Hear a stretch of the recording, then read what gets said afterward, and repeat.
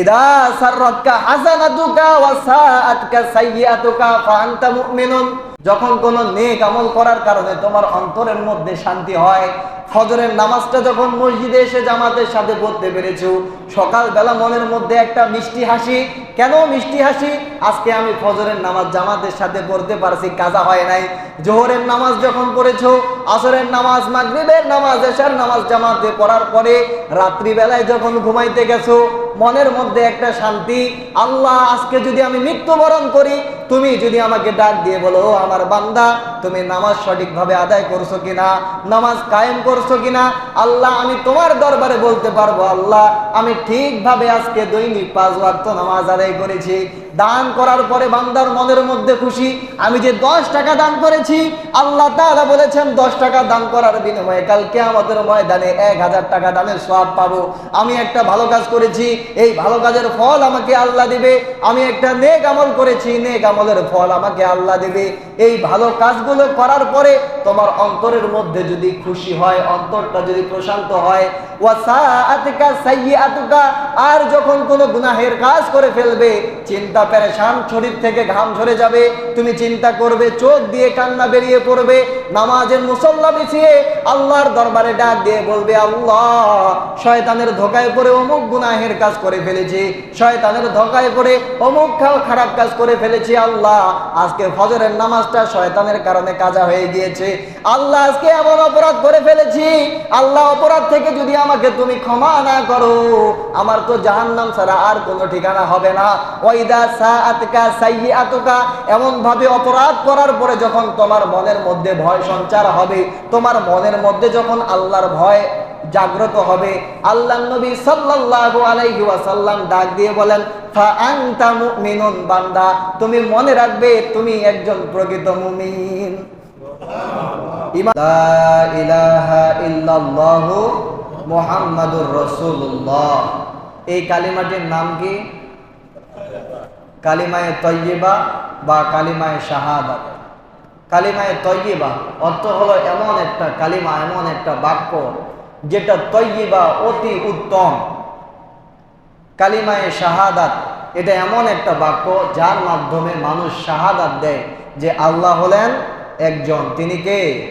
আল্লাহ সুবহানাহু ওয়া তাআলা। এই কালিমার কেমন দাম? পুরা পৃথিবী যদি দাড়িপাল্লার এক সাইডে রাখা হয় আর কালিমাকে যদি এক সাইডে রাখা হয়, কালিমার পাল্লাটা ভারী হবে, বলেন সুবহানাল্লাহ। যদি কালিমার এত দাম হয়, ওই কালিমাওয়ালা যারা হবে তাদের দাম কত হবে? অনেক বেশি কিনা? কিঞ্চিত পরিমাণ দিয়ে বলি, এই কালিমার কিঞ্চিত পরিমাণ, জাররা থেকে জাররা পরিমাণ কালিমা যে ব্যক্তির হৃদয়ে থাকবে, আল্লাহ নবী সাল্লাল্লাহু আলাইহি ওয়াসাল্লাম বলেন, শেষ সময়ে যে জাহান্নামী ব্যক্তিকে জাহান্নাম থেকে জান্নাতে দেওয়া হবে, আল্লাহ তাআলা ফেরেশতাদেরকে ডাক দিয়ে বলবেন, ও ফেরেশতারা, জাহান্নামীদের মধ্যে গিয়ে দেখো, যার অন্তরের ভিতরে জাররা পরিমাণ ঈমান আছে, যার ভিতরে জাররা পরিমাণ কালিমা আছে, ওই বান্দাগুলোকে ধরে ধরে জান্নাতে নিয়ে যাও।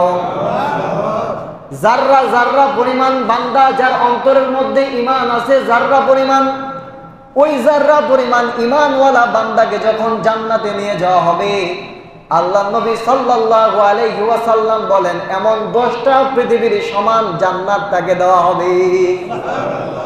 তাহলে এই কালিমার জাররা থেকে জাররা যে ব্যক্তি অন্তরের মধ্যে লালন করবে, তাকে যে জান্নাতটা দেওয়া হবে সেটা দুনিয়ার কয় গুণের সমান? 10 গুণ সমান। সুবহানাল্লাহ। এই কালিমার এমন দাম। এই কালিমা আমরা পেয়েছি, আল্লাহর কাছে কোনোদিনও আবদার করি নাই, দরখাস্ত করি নাই, আল্লাহ আমাদেরকে আপনি মুসলমান বানাইয়েন, শেষ নবীর উম্মত বানাইয়েন, আমাদেরকে কালিমাওয়ালা বানাইয়েন। কেউ আবদার করছিলাম, দরখাস্ত করছিলাম? আল্লাহ তাআলা ভালোবেসে, দয়া করে, মায়া করে আমাদেরকে মুসলমানের ঘরে জন্মদান করেছেন। সুবহানাল্লাহ, আলহামদুলিল্লাহ। আল্লাহ চাইলে আমাদেরকে হিন্দুদের ঘরে জন্ম দিতে পারতেন কিনা? আজকে আমরাও আমাদের হিন্দু বাপদাদাদের ধর্ম অনুসারে আমরাও মূর্তির সামনে হাত জোর করে পূজা করতাম, ভগবান ভগবান বলতাম, কিন্তু আল্লাহ তাআলা আমাদেরকে তা করার নাই। আল্লাহ চাইলেই আমাদেরকে খ্রিস্টান ধর্মে, খ্রিস্টানের নসলে আমাদেরকে জন্ম দিতে পারতেন, আমরাও চার্চে গিয়ে যিশু খ্রিস্টের আমরা কি করতাম? পূজা করতাম। আল্লাহ চাইলে আমাদেরকে ইহুদি বানাইতো, ফিলিস্তিনের মুসলমানদের উপর আমরাও নির্যাতন করতাম। আল্লাহ তাআলা আমাদেরকে সেই সমস্ত দল মত থেকে, সেই সমস্ত ভ্রান্ত আকীদা থেকে আমাদেরকে দূর করে আমাদেরকে মুসলমানের ঘরে জন্ম দিয়েছেন, আমাদেরকে ঈমানওয়ালা বানিয়েছেন। এটা আমাদের জন্য অত্যন্ত আনন্দের বিষয়। এজন্য আমাদেরকে শুকরিয়া আদায় করার দরকার আছে না নাই? আছে না নাই? যদি শুকরিয়া আদায় না করি, আল্লাহ তাআলা বলেন লা ইন শাকারতুম লা আযীদান্নাকুম ওয়া লা ইন কাফারতুম ইন্না আযাবি লাশাদীদ। বান্দা, আমার দেওয়া নিয়ামতের শুকরিয়া আদায় করবা, আমি আল্লাহ তোমার নিয়ামত বাড়িয়ে দিব। বান্দা, আমি দিছি নিয়ামত, তুমি নাশুকরিয়া আদায় করলা, তোমার নিয়ামতকে আমি ছিনিয়ে নিব। নাউযুবিল্লাহ। তো এই যে আমাদেরকে আল্লাহ তাআলা ঈমানের দৌলত দিয়েছেন, এই ঈমানের দৌলত আল্লাহ দেওয়ার পরে কোরআনে একটা আয়াত আমাদেরকে শিক্ষা দিয়েছেন, বান্দা তুমি এই আয়াত বারবার তেলাওয়াত করো, এই আয়াতে মুনাজাতের মাধ্যমে আমি আল্লাহর কাছে তোমার ঈমানটা যেন হেফাজত থাকে, এই দোয়া করতে থাকো। সুবহানাল্লাহ। ঈমান দিয়েছেন কে? ঈমান টিকায় রাখার দোয়াও শিক্ষা দিয়েছেন কে? আল্লাহ তাআলা কোরআন পাকের মধ্যে শিক্ষা দিলেন। দোয়াটা আমরা সবাই জানি, সবাই পড়ি, কিন্তু অনেক সময় আমরা অর্থের দিকে খেয়াল করি না, গাফেল, উদাসীন হয়ে আমরা দোয়াটা পড়ি। রব্বানা লা তুযিগ কুলুবানা বাদা ইয হাদাইতানা ওয়া হাব লানা মিন লাদুনকা রাহমা ইন্নাকা আনতাল ওয়াহ্হাব। দোয়াটা জানি কিনা?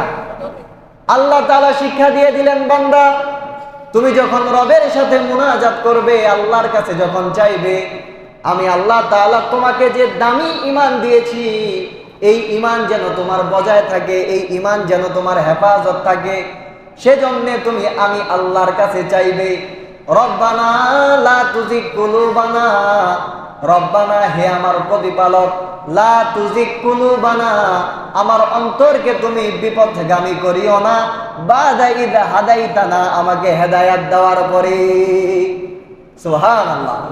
কে শিক্ষা দিলেন? আল্লাহ শিক্ষা দিলেন। আল্লাহ তাআলা কোরআন পাকের মধ্যে যত মুনাজাত শিক্ষা দিয়েছেন, আল্লাহ তাআলার সিফতি নাম কয়টা? 99টা। আল্লাহ হলেন রহমান, আল্লাহ হলেন রহিম, আল্লাহ হলেন কহার, আল্লাহ হলেন গফফার, আল্লাহ হলেন রাজ্জাক, আল্লাহ হলেন মান্নান, আল্লাহ হলেন ফাত্তাহ। আল্লাহর 99টা নাম আছে, সিফতি নাম, কিন্তু কোন সিফতি নাম আল্লাহ তাআলা দোয়ার ব্যাপারে বলেন নাই। আল্লাহ তাআলা যখন দোয়া করতে শিখাইছেন, বান্দাকে শিক্ষা দিয়েছেন, বান্দা তুমি আমি আল্লাহকে ডাক দেবে রব্বানা বলে। কি বলে? রব্বানা আতিনা ফিদ দুনিয়া হাসানা, রব্বানা লা তুযিগ কুলুবানা, রব্বানা যালামনা আনফুসানা, রব্বানা ইন্নানা সামি'না, রব্বানা আতিনা ফিদ দুনিয়া হাসানা। যতগুলো দোয়া আছে সবগুলা দোয়ার শুরুতে আমাদেরকে শিখাই দিলেন রব্বানা বলে ডাকতে। সুবহানাল্লাহ। রব্বানা বলতে কেন ডাকতে বললেন? রব শব্দের অর্থ কি? রব্বানা মানে হে আমাদের প্রতিপালক। এই রব শব্দের অর্থ হলো প্রতিপালন করা, লালন পালন করা। বান্দার যখন যেখানে যতটুকু হেফাজতের প্রয়োজন, যতটুকুর বিষয়ের প্রয়োজন, সব কিছুর যোগান যিনি দেন তিনিই হলেন রব, তিনিই হলেন প্রতিপালক।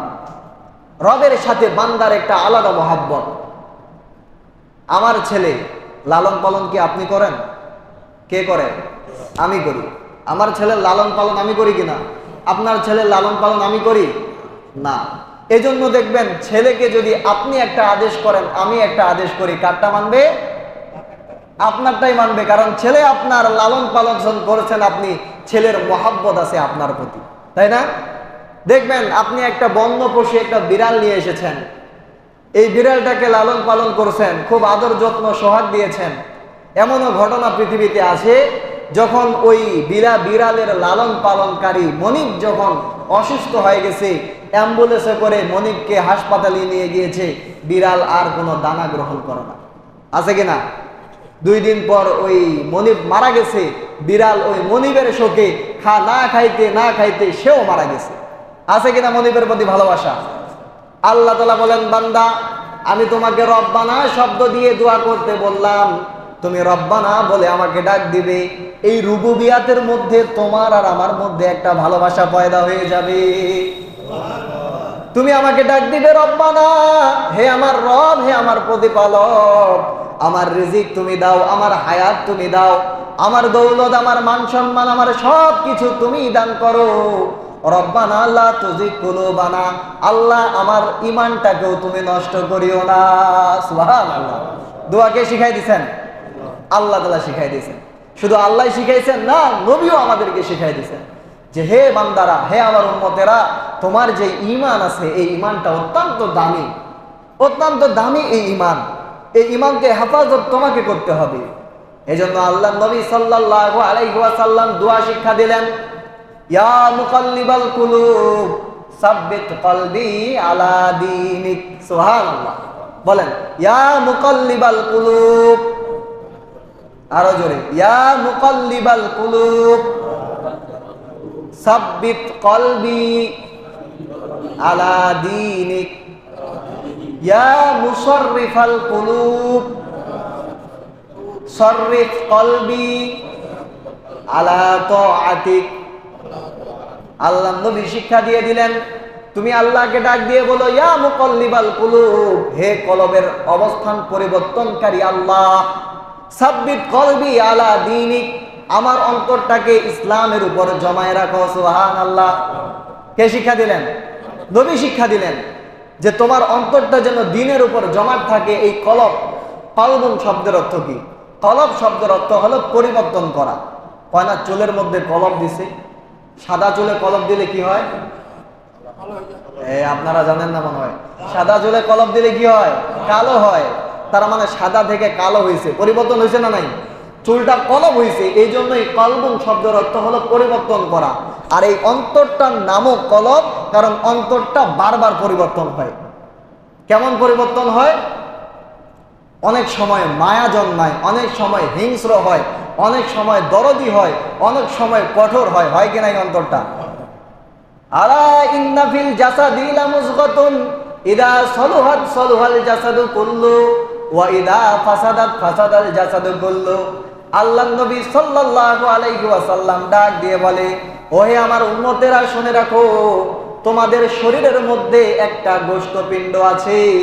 ওই গোশতপিণ্ডটা যখন সলহাত, ওই গোশতপিণ্ডটা যখন সুন্দর হয়ে যায়, সে যখন সংশোধন হয়ে যায়, সলুহাল জাসাদু কুল্লুহু, তোমার পরিপূর্ণ বডিটাই সংশোধন হয়ে যায়। ওয়াইদা ফাসাদাত ফাসাদাল জাসাদু কুল্লুহু, তোমার ওই গোশতপিণ্ডটা যখন ফাসাদ হয়ে যায়, নষ্ট হয়ে যায়, তোমার পুরা বডিটাই নষ্ট হয়ে যায়। আলা জেনে রাখো, ওয়াহিয়াল কলব, ওই গোশতপিণ্ডটাই হলো তোমার কলব। বলেন, আমার কলবটা যদি খারাপ হয়ে যায়, এই খারাপ কলব দিয়ে হারাম খাওয়া যাবে কিনা? হ্যাঁ, কলব যদি খারাপ হয়, হারাম খাইতে লজ্জা লাগবে? লজ্জাও লাগবে না, ভয়ও লাগবে না, সংকুচিত হব না। কলব খারাপ, হারামও খাইলাম। কলব ভালো, আপনার কলবটা নূরে নূরান্বিত, আপনার হারাম টাকা আপনার হাতে আসছে, আপনার হাত কাঁপবে। এই টাকা আমি খাইতে পারবো না, এই সম্পদ আমি ভক্ষণ করতে পারবো না, এটা যদি ভক্ষণ করি আমার কলব মরে যাবে, কিয়ামতের দিন আমাকে জবাব দিতে হবে কিনা? এই জন্য নবী বলেন, ইয়া মুকাল্লিবাল কুলুব, হে কলবকে পরিবর্তনকারী, সাব্বিত কলবি আলা তাআতিক, তোমার একত্বতার উপর, তোমার ইবাদতের উপর আমার কলবকে তুমি প্রতিষ্ঠিত করে দাও। সুবহানাল্লাহ। এই দোয়াগুলো আমাদের করা দরকার আছে না নাই? আল্লাহ তাআলা শিক্ষা দিয়েছেন কি, রব্বানা লা তুজিগ কুলুবানা বাদা ইয হাদাইতানা ওয়া হাব লানা মিন লাদুনকা রাহমা ইন্নাকা আনতাল ওয়াহ্হাব। আল্লাহ তাআলা বলেন, বান্দা তুমি দোয়া করে বলো, রব্বানা, হে আমার রব, লা তুজিগ, তুমি বক্রতা করিও না, পথভ্রষ্ট করিও না, কুলুবানা, আমাদের কলবকে, বাদা ইয হাদাইতানা, হেদায়েত দেওয়ার পরে, ওয়া হাব লানা, আমাদেরকে হেবা করো, আমাদেরকে দান করো। এখানে হাব শব্দ ব্যবহার করেছে, হেবা। আপনারা যারা মুরব্বী আছেন, দলিল পত্র সম্পর্কে জানেন, হেবা দলিল একটা আছে না নাই? হেবা দলিল কাকে বলে বলেন তো?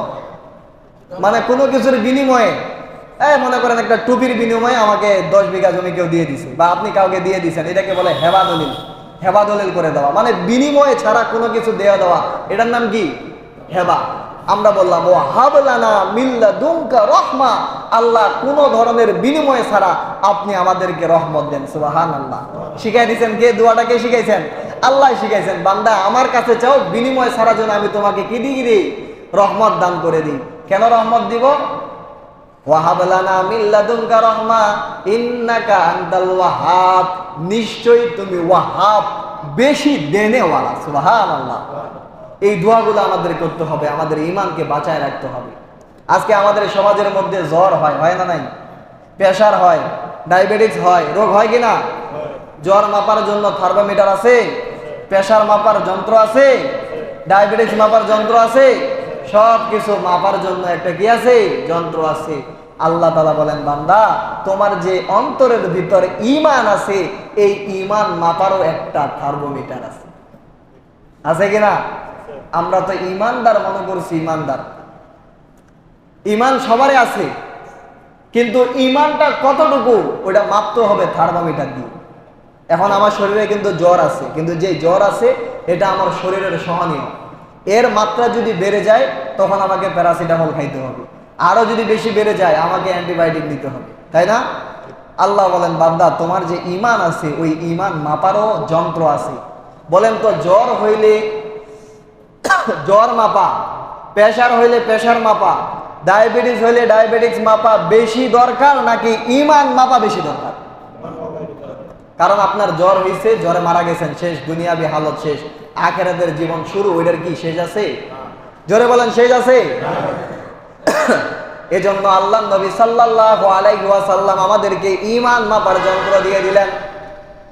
এক নম্বর যন্ত্র, ইদা সাররাতকা হাসানাতুকা ওয়া সাআতাকা সাইয়্যাতুকা ফাআনতা মুমিনুন। দুনিয়ার মধ্যে এমন ব্যক্তি আছে যাদের গুনাহ করলে মনের মধ্যে খুশি হয়, আছে না নাই? আজকে কারেন্ট যায় নাই, পুরো সিনেমাটাই দেখছি, একটুও ডিস্টার্ব হয় নাই, কোনো অ্যাডভার্টাইজও নাই, ডাইরেক্ট একবারে ইউটিউব থেকে সিনেমাটা দেখছি, আলহামদুলিল্লাহ। আছে না নাই এমন লোক? এখান থেকে আলহামদুলিল্লাহ না নাউজুবিল্লাহ? নাউজুবিল্লাহ। কিছু মানুষ আছে গুনাহ করে মজা পায়, সিগারেটটা টান দিছে খুব সুন্দর করে। আজকে সিগারেটটা খাইলাম রে, একটা দামি ব্র্যান্ডের সিগারেট, খুব ভালো লাগলো, অমুক চাচা আমাকে খাওয়াইছে, অমুক দোস্ত আজকে খাওয়াইছে, বিদেশ থেকে নিয়ে আসছে একটা সেই সিগারেট নিয়ে আসছে, খুব ভালো লাগলো, মনটাতে ফুরফুরা একটা আনন্দ। গুনাহ করলে কি হয়? খুশি হয়। কিছু মানুষ আছে যারা গুনাহ করলে খুশি হয়, যারা অপরাধ করার পরে সেটাকে অপরাধ হিসেবে গণ্য করে না, যারা পাপাচারে লিপ্ত হওয়ার পরে সেটাকে পাপাচার হিসেবে মানতে চায় না, বরং অপরাধ অন্যায় করার পরে তারা মনে মনে খুশি হয়। হয় কিনা? আল্লাহ নবী সাল্লাল্লাহু আলাইহি ওয়াসাল্লাম বলেন, যখন তোমার এমনটা মনে হবে, আবার যখন মসজিদের ইমাম সাহেব রাস্তা দিয়ে আসতেছে, হঠাৎ করে রাস্তায় তোমার সাথে দেখা, ডাক দিয়ে বলল, ভাই আজান তো হয়ে গেছে, চলো মসজিদে চলো, বাহানা দিয়ে বললেন যে না একটু পরে যাই। হয় যখন ইমাম সাহেব যখন চলে গেছে, ইমাম সাহেবের আর কাজ নাই, দেখিলেই খালি নামাজ আর নামাজ। আছে না নাই এমন লোক? আছে না নাই? টুপিওয়ালা লোক দেখতে পারে না, দাড়িওয়ালা মুরব্বী দেখতে পারে না, হুজুর দেখলে চুলকায়, এমন মানুষ সমাজে আছে না নাই? আল্লাহ নবী সাল্লাল্লাহু আলাইহি ওয়াসাল্লাম বলেন, তোমার গুনাহের কাজ করার কারণে যখন তোমার কলবের মধ্যে শান্তি লাভ হয়, অপরাধ করার কারণে যখন তোমার মনের মধ্যে শান্তি হয়, ভালো মানুষদেরকে তোমার দেখতে ইচ্ছা করে না, নেক কাজ করার মতো তোমার মন মানসিকতা নাই, ভালো কাজের মধ্যে তুমি উদ্বুদ্ধ হও না, ভালো কাজ নিজেও করো না, অন্যকে করতে দেখলেও তুমি ছি ছি ঘিন ঘিন করো। ও আমার উম্মত, শুনে রাখো, এমনটা যদি হয় তাহলে মনে রাখবা তোমার অন্তরের ভিতর আল্লাহর দেওয়া সেই পবিত্র ঈমান নাই। আল্লাহর নবী বলেন, ইদা সাররাতকা হাসানাতুকা ওয়া সাআতকা সাইয়্যাতুকা ফাআনতা মুমিনুন। যখন কোনো অপরাধ করার কারণে, যখন কোনো নেক আমল করার কারণে তোমার অন্তরের মধ্যে শান্তি হয়, ফজরের নামাজটা যখন মসজিদে এসে জামাতের সাথে পড়তে পেরেছো, সকালবেলা মনের মধ্যে একটা মিষ্টি হাসি। কেন মিষ্টি হাসি? আজকে আমি ফজরের নামাজ জামাতের সাথে পড়তে পারছি, কাজা হয় নাই। জোহরের নামাজ যখন পড়েছো, আসরের নামাজ, মাগরিবের নামাজ, এশার নামাজ জামাতে পড়ার পরে রাত্রিবেলায় যখন ঘুমাইতে গেছো, মনের মধ্যে একটা শান্তি। আল্লাহ, আজকে যদি আমি মৃত্যুবরণ করি, তুমি যদি আমাকে ডাক দিয়ে বলো, আমার বান্দা তুমি নামাজ সঠিকভাবে আদায় করছো কিনা, নামাজ কায়েম করছো কিনা? আল্লাহ আমি তোমার দরবারে বলতে পারবো, আল্লাহ আমি ঠিকভাবে আজকে দৈনিক 5 ওয়াক্ত নামাজ আদায় করেছি।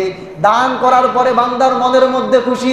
আমি যে 10 টাকা দান করেছি, আল্লাহ তাআলা বলেছেন 10 টাকা দান করার বিনিময়ে কাল কিয়ামতের ময়দানে 1000 টাকা দানের সওয়াব পাবো। আমি একটা ভালো কাজ করেছি, এই ভালো কাজের ফল আমাকে আল্লাহ দিবে। আমি একটা নেক আমল করেছি, নেক আমলের ফল আমাকে আল্লাহ দিবে।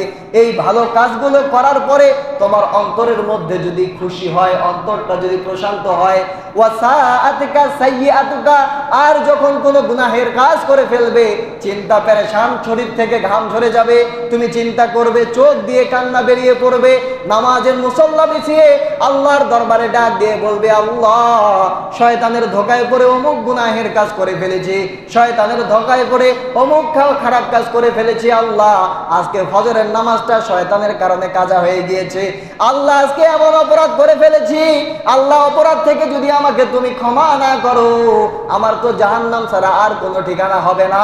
ওয়াইদা সাআতুকা সাইয়্যাতুকা, এমন ভাবে অপরাধ করার পরে যখন তোমার মনের মধ্যে ভয় সঞ্চার হবে, তোমার মনের মধ্যে যখন আল্লাহর ভয় জাগ্রত হবে, আল্লাহর নবী সাল্লাল্লাহু আলাইহি ওয়াসাল্লাম ডাক দিয়ে বলেন, ফা আনতা মুমিনুন, বান্দা তুমি মনে রাখবে তুমি একজন প্রকৃত মুমিন। ঈমান মাপার যন্ত্র পাইছেন? ভালো কাজ করার পরে মন যদি খুশি হয়, খারাপ কাজ করার পরে মন যদি ভীত হয়, ভয় পায়, তাহলে আপনি প্রকৃত মুমিন। আর যদি খারাপ কাজ করার পরে মন খুশি, সিনেমা দেখছি, সেই গুনাহের কাজ করছি, ওই যে অমুক জায়গায় সুন্দর গায়িকা নিয়ে আসা হয়েছে, কালকে গেছিলাম বন্ধু, হ্যাঁ অনেক সুন্দর গান গাইছে, কি যে সুন্দর গান গাইলো, আমি তো হাততালি নাচলাম। এই কথাগুলা যে বলে ভয় নিয়ে না খুশি নিয়ে? বলেন খুশি নিয়ে বলে না ভয় নিয়ে বলে? এই যে গুনাহে করার পরে খুশি, নেক কাজ করার পরে বেজার, আল্লাহর নবী বলেন তোমার ভিতরে কি নাই? ঈমান নাই। তাহলে ঈমান মাপার 1 নম্বর থার্মোমিটার হলো নেক কাজ করার পরে খুশি, আর খারাপ কাজ করার পরে বেজার। আর নেক কাজ করার পরে যদি কেউ বেজার হয়, আর খারাপ কাজ করার পরে যদি কেউ খুশি হয়, তাহলে তার মধ্যে কি নাই? ঈমান মাপার প্রথম যন্ত্র পাইছেন। এবার দ্বিতীয় যন্ত্র কি? আল্লাহর নবী সাল্লাল্লাহু আলাইহি ওয়াসাল্লাম বলেন, লা ইউমিনু আহাদুকুম হাত্তা আকুনা আহাব্বা ইলাইহি মিন ওয়ালিদিহি ওয়া ওয়ালাদিহি ওয়ান নাসি আজমাইন। তোমাদের মধ্যে কেউ প্রকৃতপক্ষে ঈমানদার হইতে পারবে না যার কাছে আমি নবী তার বাবা মা ভাই বোন আত্মীয় স্বজন সব কিছুর চাইতে পছন্দের ভালোবাসার না হব। সুবহানাল্লাহ।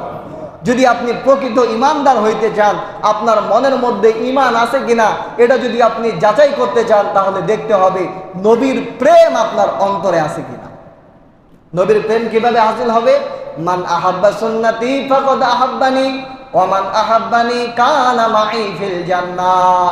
যে ব্যক্তি আমি নবীকে ভালোবাসতে চাই, ওই ব্যক্তি যেন আমি নবীর ইত্তেবা করে, নবীর অনুসরণ করে। সুবহানাল্লাহ। তাহলে নবীর অনুসরণ যদি আমার মধ্যে না থাকে, বুঝা গেল আমি নবীকে ভালো না বাসলে বুঝা গেল আমার ভিতর কি নাই? ঈমান নাই। নবীকে ভালোবাসছে সাহাবায়ে কেরাম, কেন নবীকে ভালোবাসবো না? ও খুশবু গুলাবু কে अंदर नहीं जो खुशबू नबी के पसीने में है। अल्लाहु अकबर बोला। ও খুশবু গুলাবু কে अंदर नहीं, ওই সুগন্ধি যেটা গোলাপ ফুল জবা ফুলের মধ্যেও নাই। ও খুশবু নবী কে পসিনে মে হে, নবীর ঘ্রাণ, নবীর ঘাম তার থেকেও বেশি সুগন্ধি। সুবহানাল্লাহ। এই জন্য তো গজল, সুন্দর সুন্দর গজল বলে, বলো না রহমতে আলম নবী দো জাহান, সাহাবীরা আতর বানায় ওই নবীজির ঘাম। রহমতে আলম নবী দো জাহান, সাহাবীরা আতর বানায় ওই নবীজির ঘাম। উস্তুনে হান্নানা একটা খেজুর গাছের নাম, ওই গাছটা ধরে খুতবা দিতেন রসুলে আনাম। গাছটা নবীর বিরহে কাঁদিতে থাকে, নবীর বিরহে কাঁদিতে থাকে। হতভাগ হইল যত সাহাবায়ে কেরাম, বলো না রহমতে আলম নবী দো জাহান, সাহাবীরা আতর বানায় ওই নবীজির ঘাম।